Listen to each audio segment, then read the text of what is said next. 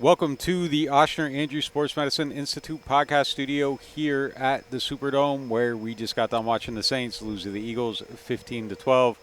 We are going to break down all of that, all the action on today's show presented by PJ's Coffee. And if you are in the market for a new car, make sure you check out my guy Matt Bowers at one of his many locations all throughout the region. He'll get you a great car, great customer care, great prices, all of that, and much, much more. It'll be the best car buying experience that you will have. There's a lot to talk about on this game. I think there's a little bit of fact or fiction going on. Definitely a disappointing loss for this team after a hot 2-0 start. So we're going to break down all that and more right after this quick word from our sponsors. But if you are a member, we're going to roll right through to the start of the show. And if you aren't signed up to the site, sign up, NewOrleans.Football/subscribe. You get an ad-reduced version of this show.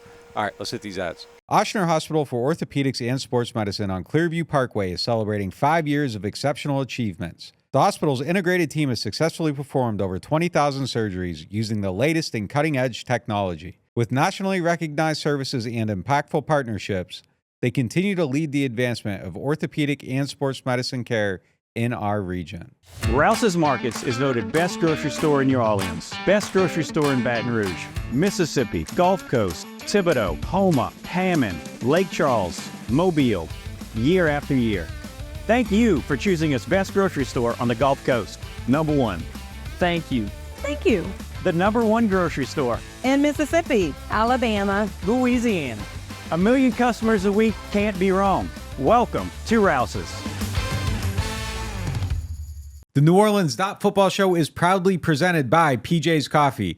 PJ's Coffee has some of the best drinks that you can find. They have locations all over the city. They have pastries and everything else you need to get your day started. So go check them out. NewOrleans.Football is proudly sponsored by Urban South Brewery, the makers of Paradise Park Lager. I love supporting local breweries, and when looking for a refreshing, easy drinking beer, I always recommend Paradise Park. In fact, I think it might be the best game day beer out there. If you want something a little lighter, try Paradise Light. It's everything I love about Paradise Park with just 96 calories and 2.6 carbs. And if you're looking for a family-friendly place to watch the game, I'd recommend Urban South's Tap Room in the Lower Garden District. They've got 15 TVs, 30 unique beers on tap, and mouth-watering urban smash burgers. The whole family will want to make Urban South their new living room, because at Urban South, they take laid back seriously. Looking for the best insurance coverage at the lowest price? Look no further than Chabert Insurance, the Earhart Agency. They are a local independent insurance agency right here in New Orleans, specializing in home, flood, and auto insurance. Their agents are born and raised in the area and understand our community's unique needs and the homeowners insurance crisis our residents are currently in. At Chabert Insurance, the Earhart Agency, their dedicated team will shop every available carrier in the market, ensuring you get the most comprehensive coverage at the lowest possible price. They know your time is valuable, which is why they work diligently to provide you with the quotes as soon as possible. Why settle for less when you can have the best? Trust Chabert Insurance, the Earhart Agency, to protect what matters most to you.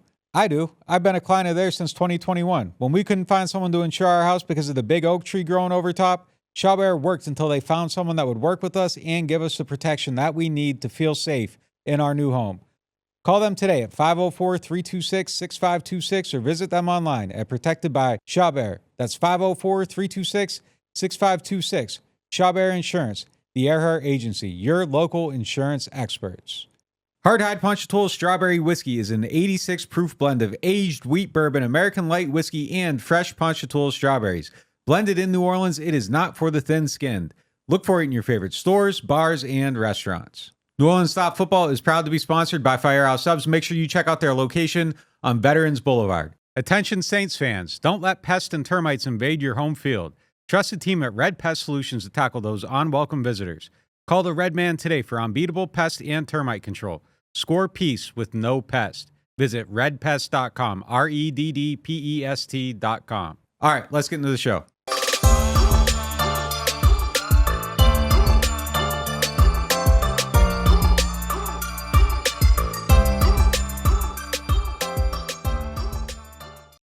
Welcome back to the Oshner Andrews Sports Medicine Institute podcast studio here at the Superdome. If you aren't signed up to NewOrleans.Football, make sure you do that today. You get an ad-reduced version of the show, all of our news, all of our analysis, and so much more. Make sure you take care of that today, NewOrleans.Football /subscribe. First loss of the season kind of a weird when it was 3-0 for majority of this game. But did we learn anything new about the Saints after tonight's game? I kind of feel like taking my headset off and just walking away. Like the first 2 weeks didn't make perfect sense. This didn't make perfect sense. I didn't think 2 wins could change my entire prediction of the team to, oh my gosh, they're not 8-9, they're 13-3. But I was like resisting the urge to feel that good about them. And now I watch this game and I'm like, I didn't think one loss could make me think that was all fake, but I didn't think it was going to look this bad on offense in particular. This defensive game had a couple really frustrating plays that they shouldn't have given up. But in general, like a mostly good defensive game. We're just talking about the offense. It was way too good to be true. This has to be way too bad to be true. Where's the middle? Because it's making me feel kind of stupid right now. Yeah, and this segment is sponsored by Shea Bear Insurance, the Earhart Agency. We learned some new stuff about the team today. I think, and we were flying too high. As far as the thoughts on them, where they were going, what they were going to do, and they're up by. They flew too high. I mean, they just flew too high. They scored 91 points during the first 2 games. As we kept saying, it was never going to be that good. That was the best it was ever going to be. They played way out of their minds in those games. And at some point they were going to come in, and it feels like a crash from where they were. Yeah. It feels like a crash back down to earth. And that's jarring. Like when you see one extreme to another extreme, that is extremely jarring. But at some point they were going to play in a tough game. And that was going to happen. And the fact that you played in a tough game against a playoff team, a team that's really good, that's really well coached, especially on defense. Vic Fangio's been around for forever. Like he's a good coach. Like you're gonna have games like this. I'm not worried about him. I don't walk away from here really thinking anything different. We wanted to see what it would look like when things were imperfect, and we saw the most imperfect version of this team, and yet they were one collision away from winning still. And I'm not that down on it at this point. You're going to lose some games in an NFL season. I still think this is a good team. I still think most of their games are going to be in advantageous situations. They just have to find a way to dictate them. But, yeah, I mean, people are going to watch them. They're going to figure it out. They're going to have to find a way to adjust, and this is kind of what happens during the course of a season. I'm not down on a close loss. And actually, until Derek Carr's interception in the final minute, I don't think he had to force it the way he did. But they showed I was pretty impressed with a lot of things that the offense showed in the fourth quarter, some resilience, and actually playing their best football when they were facing adversity. I'm down on 71 yards in the first half.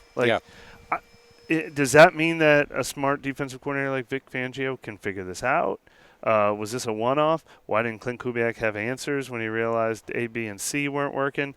We obviously talked a lot, and I'm sure we'll talk more about Dennis Allen's decision to go for it on 4th and 1 or whether he should have or not.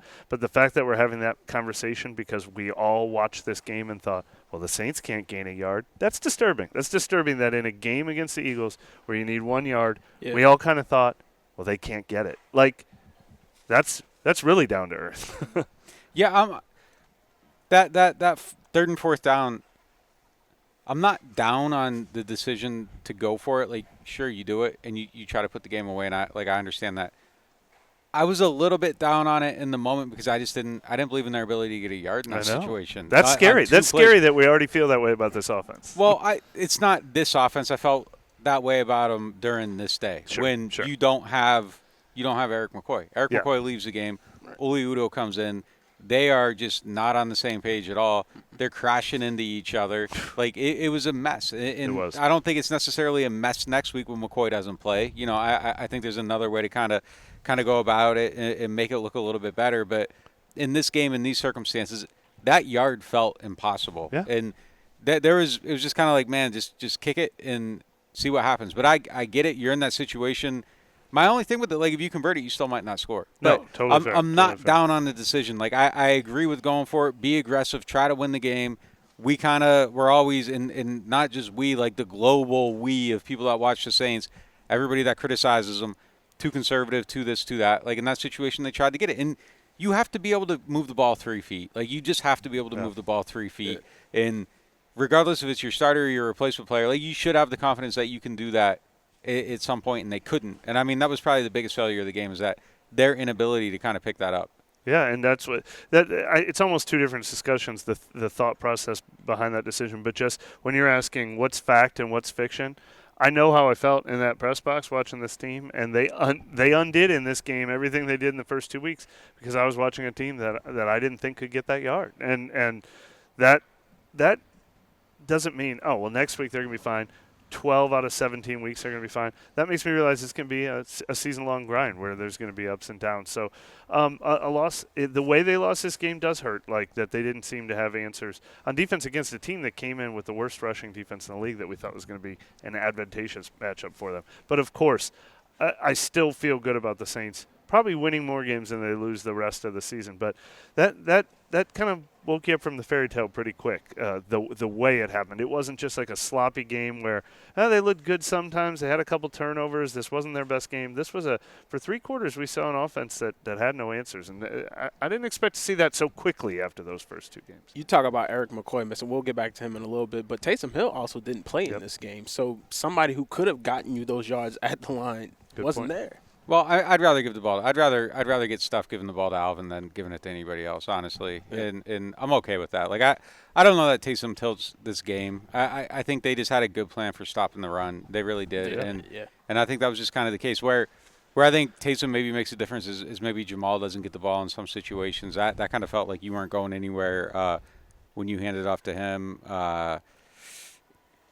Yeah, I mean, he only got the 1 carry and it went nowhere. I thought he had more than one, but yeah, he got thrown the ball once too, and that went 0. So he got thrown three targets, 1 catch, 0. Yeah. So 2 touches for -1. And the 2-point conversion that also went back. Yeah, that's right. So that's we had right. 3 touches that went for 0 or negative. Yeah. Let's roll into our next segment presented by New Orleans Hamburger and Seafood Company.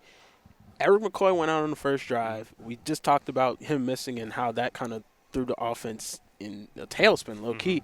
But is Eric McCoy the most irreplaceable player on the Saints team? He's on the list. He's absolutely on the list. And I think just given the circumstances, like clearly your quarterback is going to be number 1. But given the circumstances of where they're at, taking him out during the middle of a game, I mean, that is – he's holding that lineup on his back in a lot of ways. And that's just too much attrition at that point. Like, I feel like every game you go into, you're kind of starting with attrition because you kind of have to disguise one of your tackles. And I know they did a great job of it. And I know a lot of people feel like, he's not giving things up, so he's playing great. Like, yeah, I think Trevor's played pretty good. I think he's played pretty good. I think he's done well within what they've asked him to do. But they have been able to limit the scope of what they're asking him to do every single game by the way they're kind of scheming things up for him.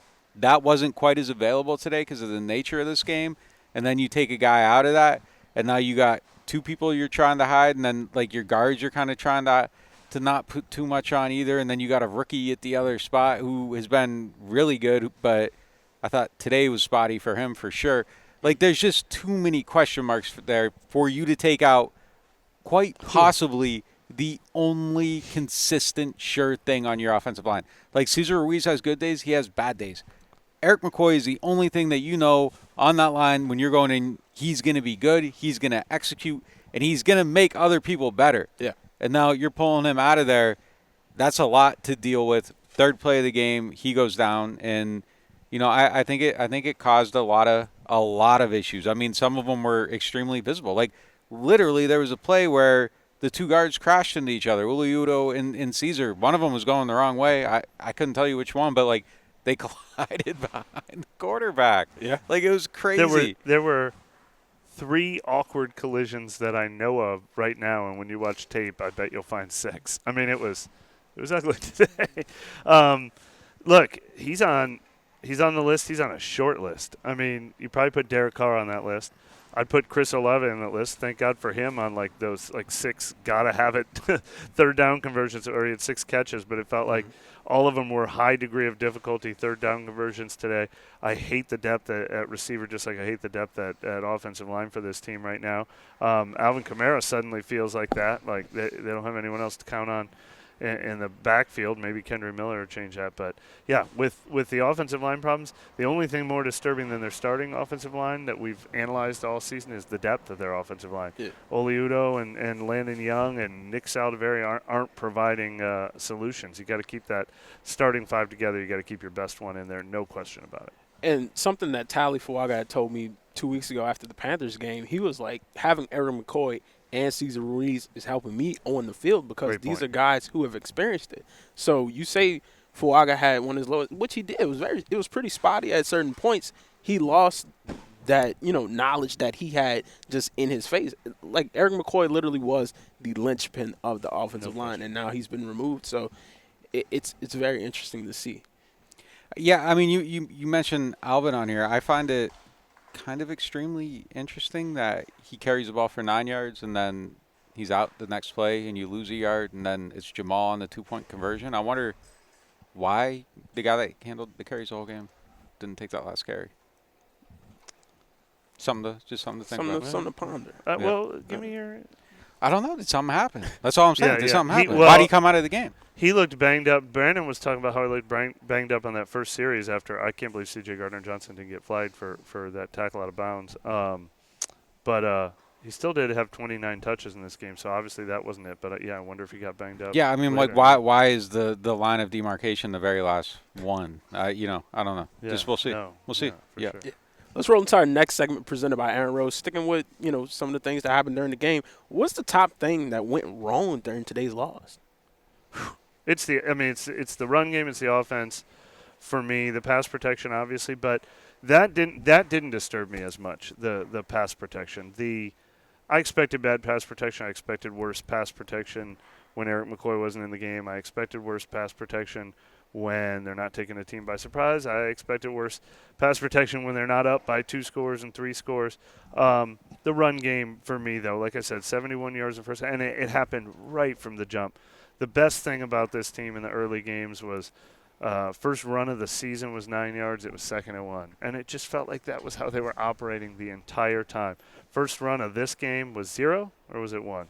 First run of this game was 0. And then they started the next drive with a sack. And then they start the next drive with an incompletion. And then they start the next drive. It's like it was 2nd and 10. It was 3rd and long today. And they didn't get themselves ahead of the chains this game. And it feels like they got punched in the mouth early. And I don't want to say, they just looked like a different team when they weren't ahead the whole time. Yeah, I mean, definitely not being able to have positive first downs, I think played a big part in the game. And you can't block. I mean, you can't block, so you can't run. I don't think they handled pressure well. I mean, in some of the pressure was outrageous. So not all of it's just standing and throwing a pass. Like some of it was just a straight-up groundswell coming through it. But, I mean, that's the thing. Like Derek Carr kind of had some messiness going on, so you saw a little bit of a different quarterback. And I mean, that's just kind of what it is. Like if you can't support him on some of these things, I think it kind of falls apart a little bit. And he's made some great throws this season under pressure. I'm not trying to say there's an inability to do it. And just for the record, because I think Derek Carr's gonna have a good season. I think this is a good system for him. I'm not worried about Derek Carr after one game. There's gonna be bad games. They're just gonna happen. They happen to everybody. Patrick Mahomes has bad games, and that's just, it goes like that. It can't just be the one thing that was like annoying me looking at social was that it's just so quickly conditional. Everything is great for 2 weeks and then it's just, why fire him? He's a terrible offensive coordinator. The quarterback sucks. It can't, let's just let it play out. Maybe all those things are true in the first 2 weeks are the aberration, but let's wait and see what the story tells us before we're going crazy about some of this stuff. And the correction was always coming. It was always coming. And I don't necessarily hate their response. If they found a way to win this rock fight, some of these concerns are still there, but you found a way to win an ugly game. And that is something that you have to kind of be able to do during the course of a season. Not all of them are going to be pretty. You got to go and do the dirty work once in a while, throw on the black Air Force Ones and get it done. And they almost did. And then they crashed into each other right at the end and literally crashed out of this game. Well, what's funny on Carr? I did a story on the 3 plays that I thought absolutely killed him in this game, and I left his out. I left his interception out because the difference between that and the other 3 was I don't know for sure that they would have won if he doesn't throw that interception. The other 3 plays they would have won if they avoided him. But there were so many big, loud, bad plays that interception's maybe I'm not on social media. Maybe it's not getting thrown at it. But that was a pretty bad interception. That was his first real big misstep in this game. There was still 48 seconds left. They still had a timeout left, right? And he had 3 guys in his face. He had 2 guys in his face, 1 guy coming from the side. can't believe he made that decision in that moment. So that's probably his lowest moment of the season. So obviously expect better days to come from him. But it's really unfortunate that on top of everything else that happened in this game, that's what happened to him. Somebody was asking upstairs if the previous drive, the touchdown drive, was maybe his best as a Saint, because it was a fourth quarter comeback drive and he gets it to Olave in the end zone. So it's really unfortunate that he leaves that bad taste in his mouth. But we definitely have to credit or point out what a bad throw he made in that situation. Yeah, look, we're just gonna go top of the list, like top things that went wrong during the loss. Man, they did everything to win this game on defense until they didn't. Like I was sitting there, I was like, damn, like I actually had a good feel. Like I was incredibly wrong on the offensive. Like I thought they were gonna win the game. I thought they'd be able to score points. I was incredibly wrong on the offense, but like I was like, Hurts is going to fumble. Hurts is going to throw an interception. They're going to win this game because he drops it off. Like, he's not going to be able to run in this game. And they did all that stuff. And if you do all those things, you should win every single time against this team. And, boy, they blew it. They blocked a damn punt. Right. Nothing. They got 2 fourth-down stops. Nothing. Like, they were trying to give this game away. This field goal at the 50-yard line. They could have very easily got blown out in this game. They could have very easily got blown out in this game. In like, they didn't, because the defense kept making these plays. Man, if they would have just taken the points in a couple of spots, like, it feels completely different. I know the analytics and everything, but, like, there were points, like, in a game like this, there were points on the field that just did not get taken. Yeah, we can talk about that later because there were multiple decisions. I'll probably follow up on that a little bit more tomorrow. But, yeah, I mean, the 2 plays you're talking about, and those are the 2 that I honed in on, the 61-yard pass to Goddard. I mean, that's as bad of that's Minneapolis miracle level. Like, there was 1:15 left in the game. It's like all you have to do is not even prevent a touchdown, but make sure it takes him a minute and 15, make him run out of time. Gave it to him in one play. Same thing earlier in the quarter. A game where Philadelphia scored 0 points for 3 quarters. You give him a 65-yard play and a 61-yard play. You hand it over for free in those games. That was so disturbing, because otherwise I think we were going to talk about how the defense saved the day today, and until they didn't. Boy, they played really good for most of the game. Really good for most of the game. Philly they still only gave up 15 points. Like, it's still a great game. Yeah, Philly was rattled. They were shooting themselves in the foot with the penalties and just.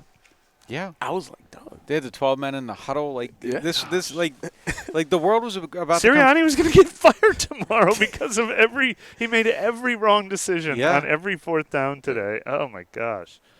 Yeah, attempting that 60-yard field goal and giving the Saints, who couldn't gain a yard all day, the ball on the 50. Like. Yeah, it was bizarre. The whole game was bizarre, man. For our general listeners, we're going to take a quick break. For those who are already in here, stick in here because we're going to continue the action. Total Maintenance is one of the largest locally owned home and commercial service providers in South Louisiana. They were founded in 1980 and serve the greater New Orleans and Baton Rouge markets. And Total Maintenance wants to show some love to our NOF listeners. They have a membership program that gets you 2 tune-up visits for AC and heating, as well as club membership discounts of 15% on all repairs, half off of all diagnostic charges, and 3-year warranties on most repairs for membership clients. This is usually priced at the low price of $24.95 a month per system, but if you tell Total Maintenance that you found them through NOF, they'll lower the price to $20.95 per month per system for as long as you keep the membership active. It will never increase. Total Maintenance has a tune-up special running this summer for $79, down from the normal price of $179. This is a one-time offer for one system only. They also offer a free diagnostic on second opinions on units deemed to be unrepairable, and they offer free estimates for replacements as well as commercial maintenance programs. Services include AC and heating service and replacement, electrical service, plumbing service, as well as generator service and installation. They are Total Maintenance. Find them at tm-ac.com or give them a call at 504-841-3300, or if you're in the Baton Rouge area, 225-480-1000. Martin Wine and Spirits is home to a selection of hand-picked barrel select bourbon, whiskeys, and much, much more. They are family owned and operated since 1946 and specialize in wine, spirits, gourmet food, gift baskets, catering, and tasting events. They have many locations, so they're never too far away. You can check them out in Metairie, New Orleans, Mandeville, and Baton Rouge, or if it's more convenient, you can always shop online. Whether you're a wine novice or a seasoned collector, you'll enjoy the Martin Wine and Spirit experience. Score big with kickoff combos at New Orleans Hamburger and Seafood Company. Comes with fried shrimp and your choice of soft-shell crab traditional or our famous thin-fried catfish, all served with garlic herb fries, starting at only $10.99. Only at New Orleans Hamburger and Seafood Company.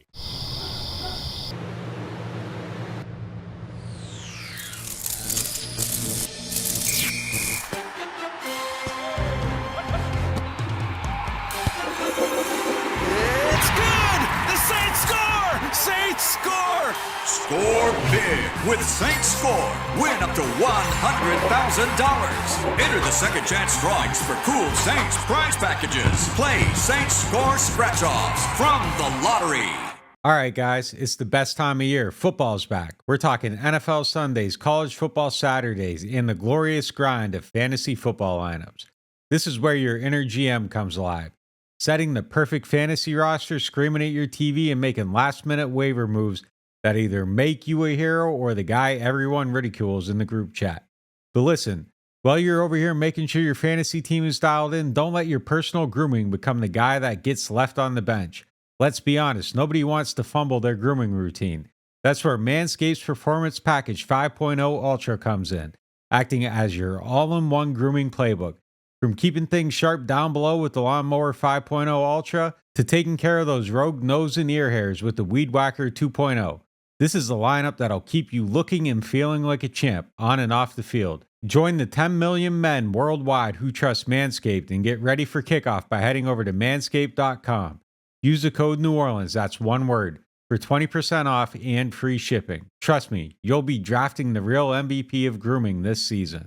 There's nothing quite like the feeling of stepping into your dream home. At Jefferson Financial Federal Credit Union, we can help make that dream a reality with a team dedicated to you. When you partner with Jefferson Financial, you do so for the life of the loan. Having a single point of contact when questions arise is invaluable. Our experts are here to guide you every step of the way. There's no better time to invest in your future. Apply online at jeffersonfinancial.org. Federally insured by NCUA, Equal Housing Lender. Whether you are a local New Orleanian or a fan in town for the game, get your pre- and post-game fired up at Aaron Rose. Local chaos and local love for the black and gold. Wake up and live with daily drink specials, mimosas, screwdrivers, Bloody Marys, and hot or frozen Irish coffees, all just $3 or $4 between 10 a.m. to 2 p.m. Aaron Rose, half a block from Bourbon Street in the French Quarter, 811 Conti Street. Here at the Queen Casino, indulgence knows no bounds. Prepare your taste buds for an extraordinary culinary journey. Start your day at Capital Coffee. Craving something different? Three Walks Noodle Bar offers a tantalizing selection of Asian delights. At 1717 Kitchen and Cocktails, savor American cuisine with a twist.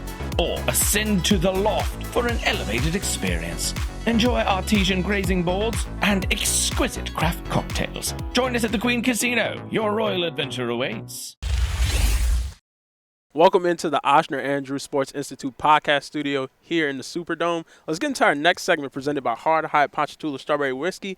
The Hard High player of the game, Chris Olave, man, he showed up today. Oh, no doubt about it. We got to pick one, and he's really the only. It's either him or Tyron that we're picking for this. But, yeah, Olave had a great game. 6 catches, 86 yards, touchdown, only 6 targets, caught every single one. And as Mike said earlier, it just felt like he made the hard plays. He feels like he's kind of making physical catches, kind of like snatching it and kind of just really, really attacking the ball. And this was a good game for him. It was. I think he's going to keep having these, 2 80-yard games in a row. Like, I don't know why 80 yards kind of feels quiet. Maybe because the offensive performance as a whole felt quiet, and it felt kind of quiet last week just in terms of, like, bulk yardage overall. Like, there were only 11 passes last week, 11 catches last week, only 14 this week. But, yeah, he made a lot of good plays today. He's really standing out, and I think we're going to see this kind of guy every single week. I'm picturing 4 of the catches right now. There was a 3rd and 7 conversion, a 3rd and 8 conversion, a 3rd and 5 conversion, and then that touchdown, which Carr let that one sail just a little too far when he was open. What a fantastic job he did keeping both feet in bounds. So and that's why I brought his name up when it was is Eric McCoy the guy they can least afford, because this felt like a game where he was the only one you could be sure the only gotta-have-it player on the team today. Every time they had to have it, they threw it to him. So he's so important in this game. One other name, though, I'd list as a candidate. Well, we're going to have 3 up and 3 down later. But Carl Granderson early in the game felt like he was going to run away with that award early in the game.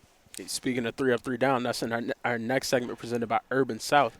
Let's go. No, I'm going to start with Carl Granderson.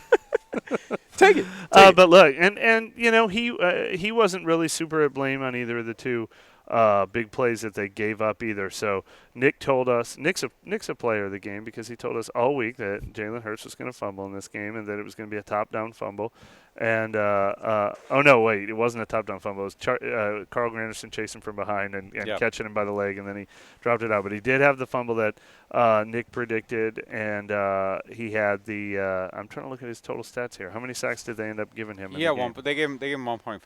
I believe they gave him half credit on that. On the other one. But yeah. then him and Werner also combined on the 4th and 1 run stuff too, wasn't it? Like no, that was Chase and I know there was another big Granderson moment that I'm not coming up with right now, but he was making big plays early in this game when that defense was really setting the tone early.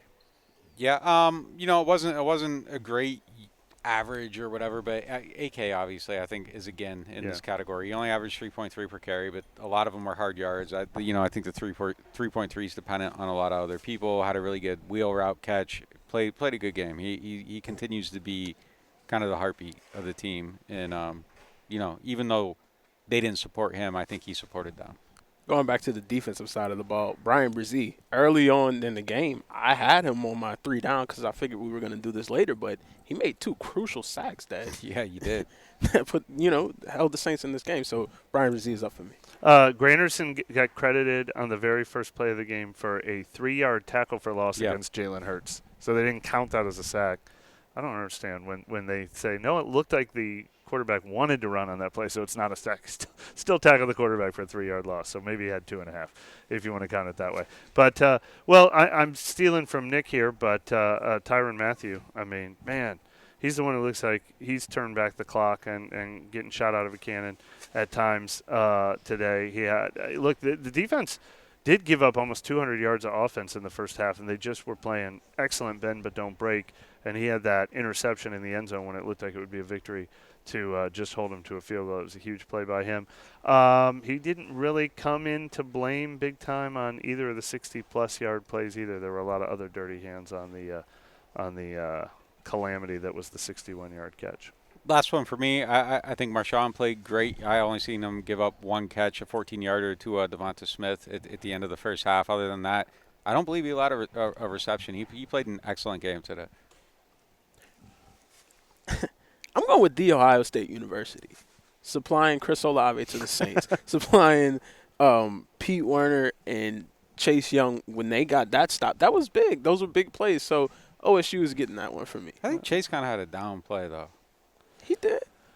On that pass where Alante didn't complete the tackle, I was yelling at him. Like, he's in the area and he doesn't get over there. You know, I don't know. Like, maybe it's not on him, but he was dropped into space. I don't know. I kind of like. We'll have to get another look at it, but I did not. Yeah, I didn't love the play. You seen other one like you need ball population there. Alante's got to make the tackle. Obviously, it starts with him, but you want people swarming, and he was not. He just didn't look like he was swarming on the play. And I don't know. It might be an unfair criticism. Alante didn't miss the tackle either. I mean, Alante made the tackle because no one came over to help him. He just did. His first hit was behind the chains, and the guy got enough momentum to get tackled in front of the chains. That's when you need the second guy to. Well, he kind of bounced. He bounced off him and kept. He didn't make the tackle. Yeah, no, but still, I mean, you're waiting. Where's the second guy? That's what you do when you go to when they have a good game. You're going in the locker room, and the key to it was population of the ball, and like there was some standing around on that play. Yeah, for sure. Going to the downs? Yeah, we're going to the downs now.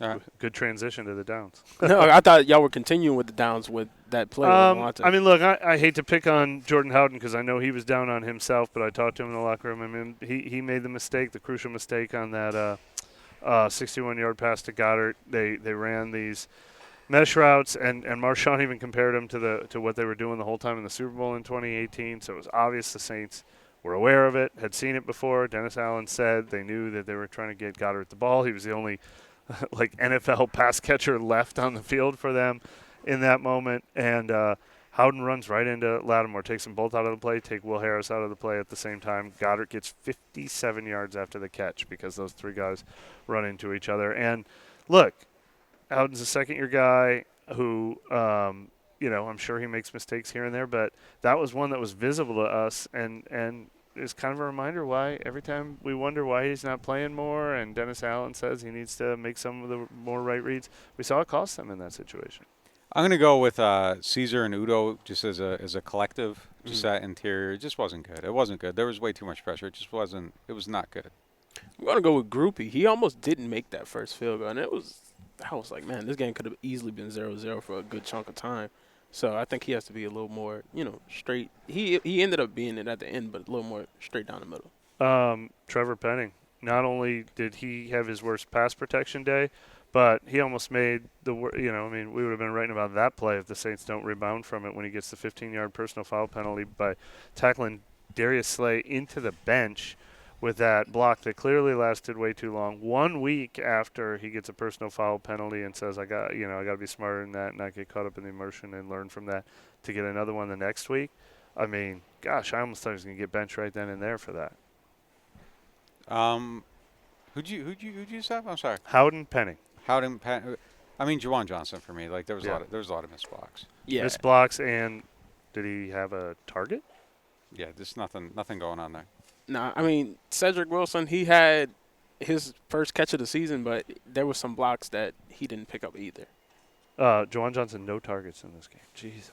Yeah. Foster, he missed a block, unfortunately, on the 4th and 1 run stuff to Alvin, too. So just, when things are going right, you're saying it's not just the offensive lineman, and here we are pointing out other guys who missed blocks, too, besides just the offensive lineman. I will jump in here, and I know, initial impressions and everything's going to be like, how could you say that? Yeah.